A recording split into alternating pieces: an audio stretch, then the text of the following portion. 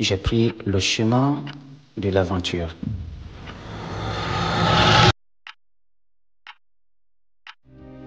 Un jour, à 4 heures du matin, j'ai fait signaler mon ami.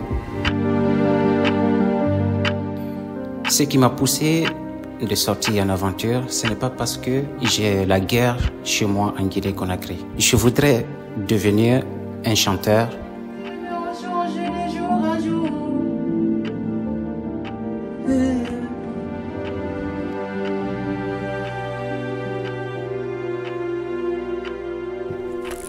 Je suis guinéen de Guinée-Conakry. Je suis sorti depuis 2016. J'ai pris le chemin de l'aventure. Ce qui m'a poussé de sortir en aventure, ce n'est pas parce que j'ai la guerre chez moi en Guinée-Conakry.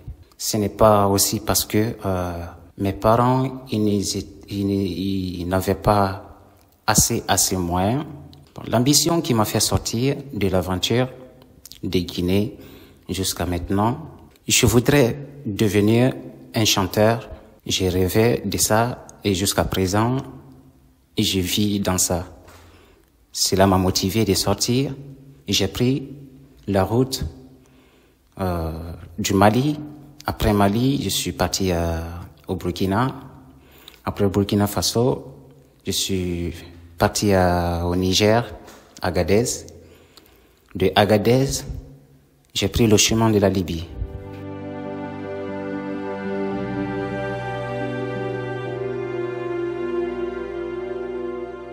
C'est à Saba où nous avons embarqué. Une ville de la Libye qu'on appelle Saba. Donc, directement, j'ai réussi la prison.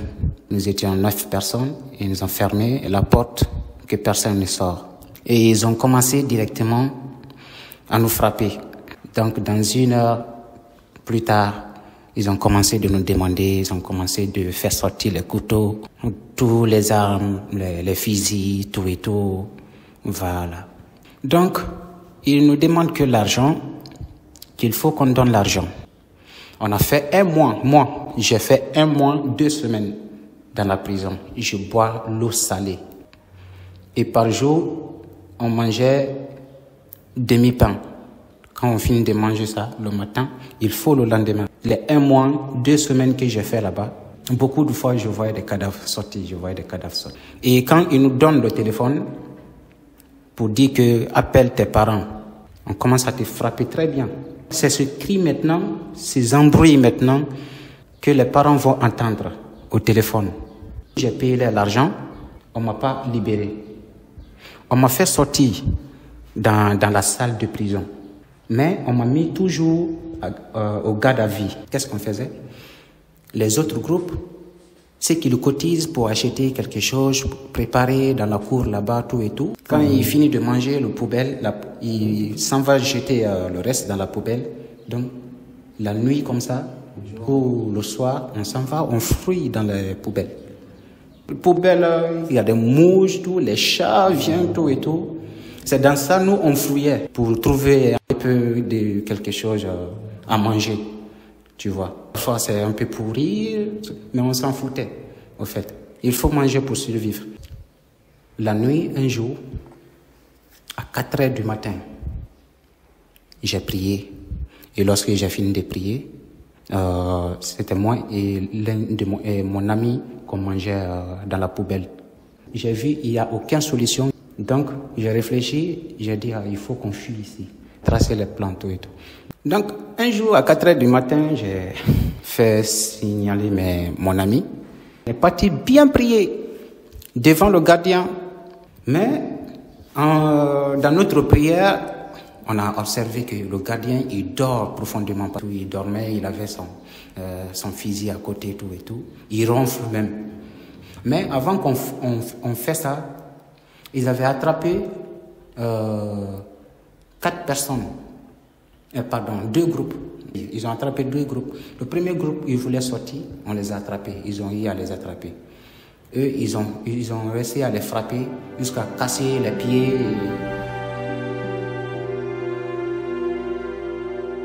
Je connais personne Je n'ai l'adresse de personne en fait. Voilà. Mais je marche comme ça. Hein? Voilà, dans la ville, tout et tout. Aucun l'argent de poche encore. C'était très difficile.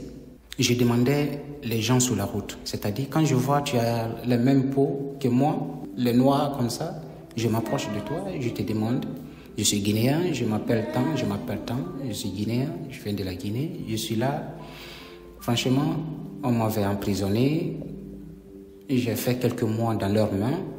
Et si vous avez le travail encore, ou bien si vous connaissez quelqu'un qui a besoin de travailleurs, voilà, donc vous pouvez le dire, avoir le prix de manger. Quelqu'un qui a eu à me prendre au fait. J'ai fait un mois dans sa main là-bas. Il me donne le manger gratuit. Un jour, je lui ai demandé que franchement, je vais travailler. Voilà. Et je n'ai aucun métier. Voilà. J'étais qu'un simple élève au fait. Il dit non, la ville n'est pas bonne, tout et tout. Par fini, il m'a laissé. Il a dit ok, il y a des ronds-points où les étrangers s'arrêtent pour chercher du travail. Donc, le matin, tu viens avec moi, je te montre et tu connais déjà le chemin de la route pour la maison. Je me suis arrêté là-bas une fois. On ne m'a pas pris pour le travail, mais je vois les Libyens, ils viennent prendre les travailleurs, ils partent. Deuxième jour, je suis parti. Et qu'est-ce qui s'est passé? Les Libyens, je vais dire les bandits, ils sont venus au rond-point avec leurs voitures, les vitres toutes noires. Ils ont commencé à tirer par l'air. Ils ont ouvert la porte. Ils ont fusillé. Ils nous ont fusillés au fait. Il y a certaines personnes, ils ont eu les attraper. Mais moi, on ne m'a pas attrapé. Nous, on a reçu une autre fuite. Et quand il les a attrapés, paf, il les a ramenés.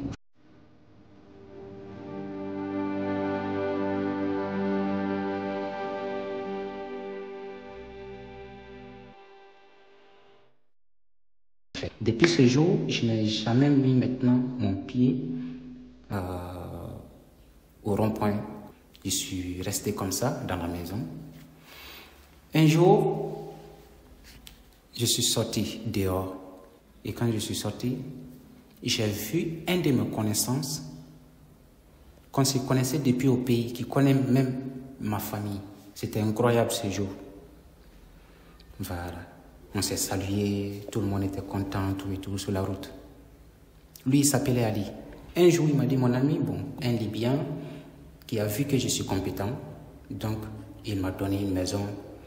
Donc je travaille dans son atelier. Il m'a aidé, tout et tout. Donc il faut qu'on lui parle. Donc un jour, on a parlé à le monsieur. J'ai commencé de travailler derrière ce monsieur. En ce moment, je ne connais rien dans la peinture. Je n'ai aucun métier au fait, rien du tout. Après, j'ai eu un peu d'argent.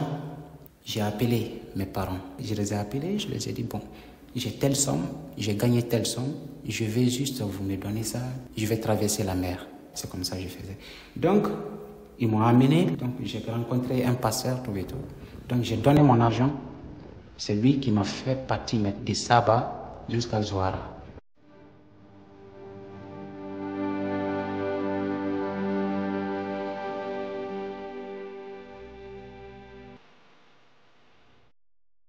Un jour, comme j'ai fini de payer la somme qu'il m'a demandé pour l'Italie, on nous a embarqués dans la voiture. Dans la ville de Zouara, j'ai essayé de me lancer pour l'Europe.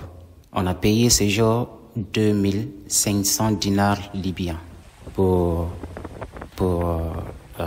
le passage. Et quand on nous a lancés, on est resté sur l'eau.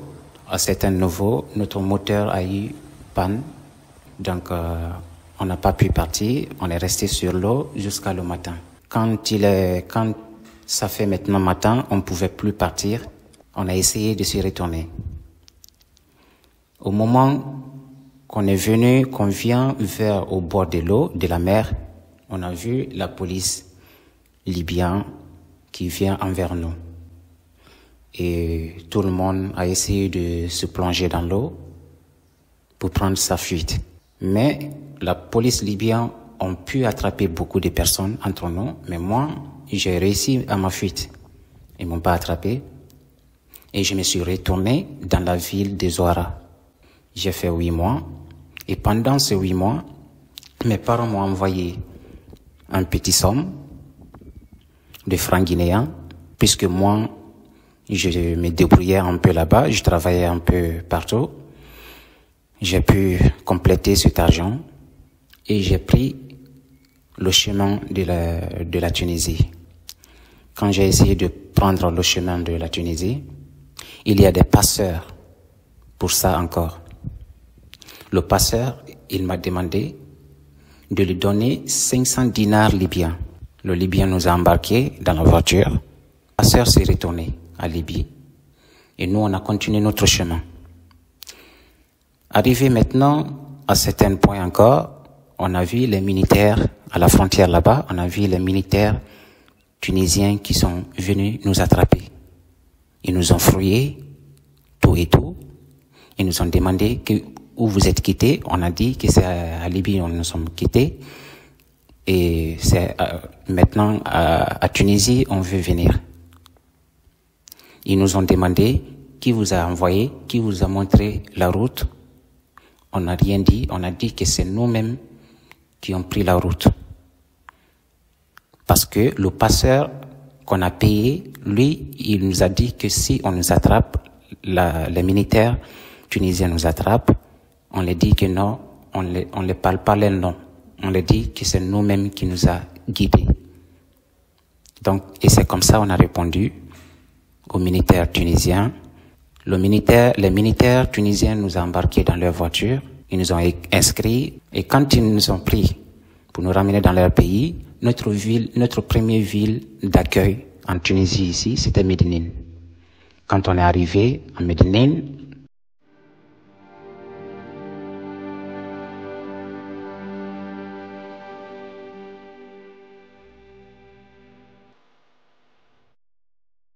ils nous ont donné des places où dormir. C'est le Croissant Rouge qui s'est chargé de ça. Et maintenant, nous sommes là-bas. D'autres ont fait là-bas 1 mois, d'autres ont fait là-bas 3 mois, d'autres ont fait là-bas 1 semaine. Et moi, j'ai fait juste que 1 semaine. Après 1 semaine, je suis sorti et je me suis mis à la recherche du travail. Directement, je me suis retrouvé dans une ville qui s'appelle Djerba. J'ai commencé à travailler un peu. Travailler là-bas comme ouvrier. Donc le corona est venu. On nous a dit de libérer. Voyage. Et quand j'ai essayé encore pour le deuxième voyage, c'était la même chose. Je suis parti, j'ai donné mon argent encore au passeur. C'était le même prix que j'ai payé, 1500. Quand je suis parti, on nous a gardés encore dans une maison de Sfax. Après quelques semaines, on nous a ramenés dans la Brousse, dans les Olives. On a fait quelques jours là-bas encore. Et direct, ils ont essayé de nous lancer encore dans la nuit, pendant la nuit. Donc il y avait beaucoup de personnes. Ça c'était en hiver, fin 2023. Il y avait beaucoup de personnes encore. J'ai dit encore que je ne vais pas. Et quand eux, ils sont partis, ils ont fait naufrage. Il y a eu 3 morts. Et le reste, ils sont sortis.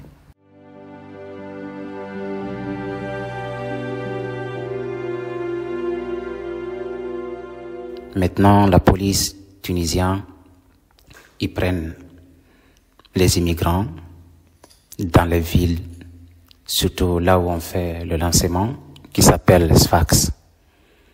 Maintenant, il y a la pression. Il prend maintenant les gens partout dans les villes tunisiennes. Donc, il y a beaucoup de contrôles au bord de l'eau, tout et tout. Il y a beaucoup de contrôles. C'est les passeurs et les Tunisiens qui sont complices, qui fait toujours passer les immigrants pour entrer dans le pays. Et le gouvernement on s'est pour empêcher les immigrants pour la Tunisie, pour qu'ils puissent venir en Tunisie. La situation actuelle, quand on te prend, on te ramène direct sur le désert libyen ou sur le désert algérien. Ou bien on vous emprisonne.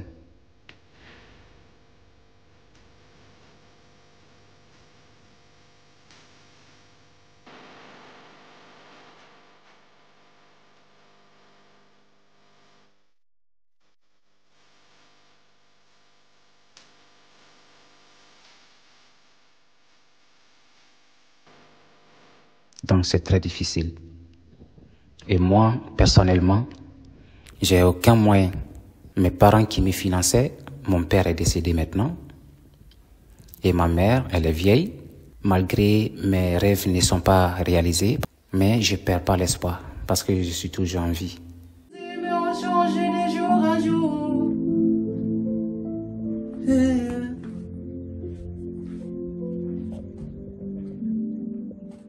Pour mon cas musical,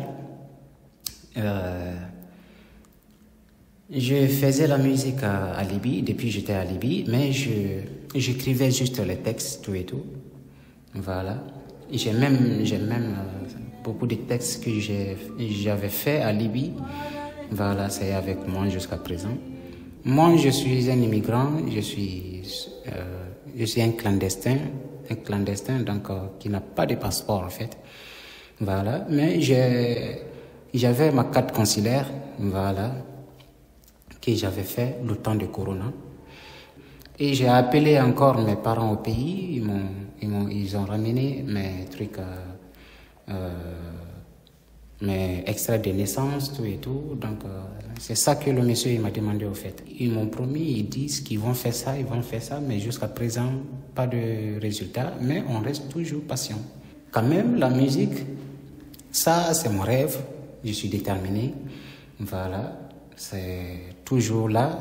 Mais même si je suis seul, je fais toujours. Si ça n'a pas, je me dis toujours que si ça n'a pas pris ici à Tunisie, le jour que j'irai en Europe, que si Dieu me donne la chance ou à quelque part ailleurs, ça peut toujours prendre. Mais tout ceci ne veut pas dire que non, je vais lâcher. Ça, c'est impossible. C'est impossible.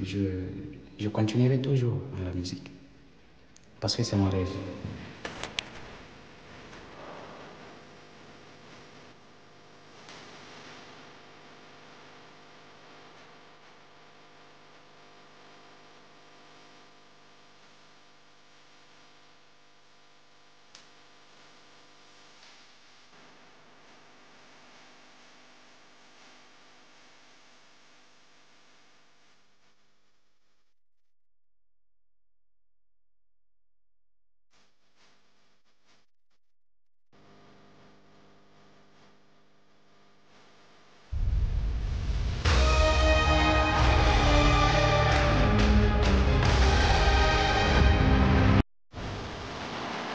Il va s'afficher.